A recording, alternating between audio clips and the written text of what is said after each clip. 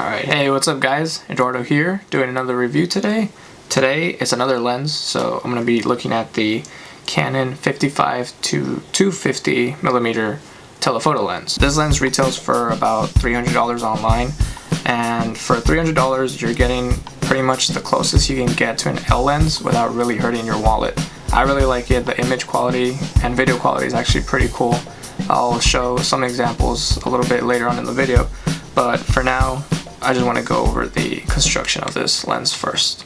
When you compare this lens to the 18 to 55 millimeter lens, the kit lens, which I'm actually using to record this video, it's a bit heavier. It will add a little bit more weight to your camera, but for the quality that you're going to be getting, it's really worth it, to be honest. The back of the lens, unfortunately, is plastic. It's not metallic, which is for $300 you would expect at least to get a metal plate, making it look a little bit more fancy than it is.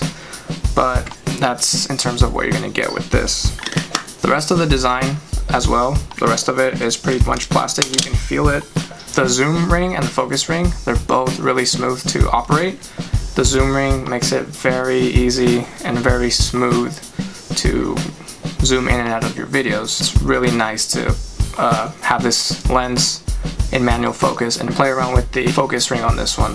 The features on this lens, first thing you should know right off the bat, this is an EF-S lens, meaning that it will only fit crop censored cameras. So the Rebel series, 70D, 60D, it'll fit those, but if you try putting these on a Canon 5D or any of those full frame sensor cameras, it's not going to work with that. So as the name of it suggests, this is a 55 to 250 millimeter telephoto lens. That's the focal length that you're fixed with for this one, and the aperture on this lens is f4 to 5.6. so if you are recording video and you start off at 55 and zoom in all the way to 250, you are going to notice the screen or the image get a little bit darker because it is not set to one aperture only.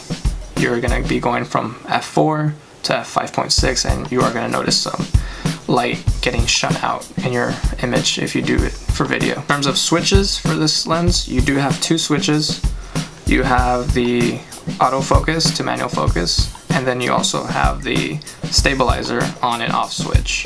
That's about the only two switches that comes with this lens. So just like the construction of the lens, the features are also pretty straightforward. They're all laid out for you right there, visible. You don't really need to go much more into that.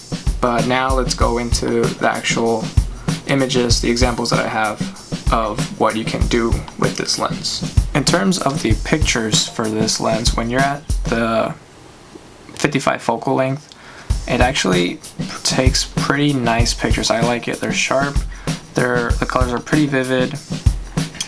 It's just nice all around, and it does give you clear, precise images.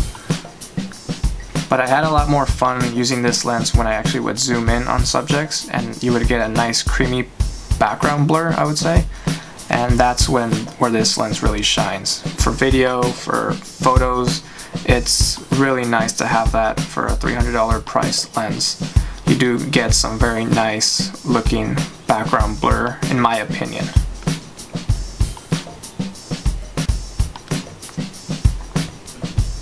Now let's take a look at the video. So as I mentioned before, the zoom in ring feature on this lens is really nice, really smooth. In this video right here that I'm showing, this was all done handheld. I only used my arms to hold the camera and then one hand to zoom in, and as you can see, it's actually pretty smooth for a handheld image. Stabilization is on, but I really enjoyed using it. The smooth feature, the smoothness of the zoom in and zooming out is something that I really admired about this lens. This lens does come also equipped with image stabilization, and in this video image stabilization is on, and in this one I decided to turn it off. As you can see, it does help stabilize the image obviously, and it does help bring a little bit more smoothness to the image. But what I realized is when I'm just standing there, when I'm just standing using it handheld with no movement, there's not much real difference in my opinion with image stabilization. Here I decided to turn it off. This is image without stabilization being used, and in my opinion it wasn't that different.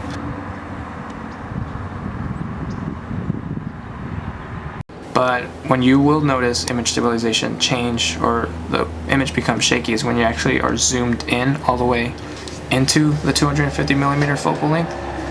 So that's what I decided to do here. I recorded these mountains, I turned it off, and as you can see, the image is quite shaky and not really comfortable to look at. And then I went ahead and switched it back on, and as you can see, the image does become a lot more bearable and a lot more smoother than when you have image stabilization turned off.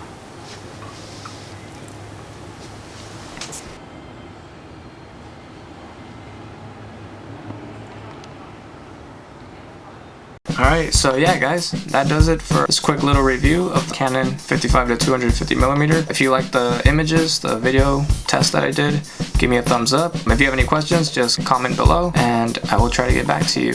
Once again, if you like the video, subscribe. I'll try to post more of these videos as I go along. But if you have a suggestion of something you'd want me to review for you before you go out and make the purchase, just let me know and I'll try to make that happen. Anyways, thanks for watching, and I'll see you guys next time.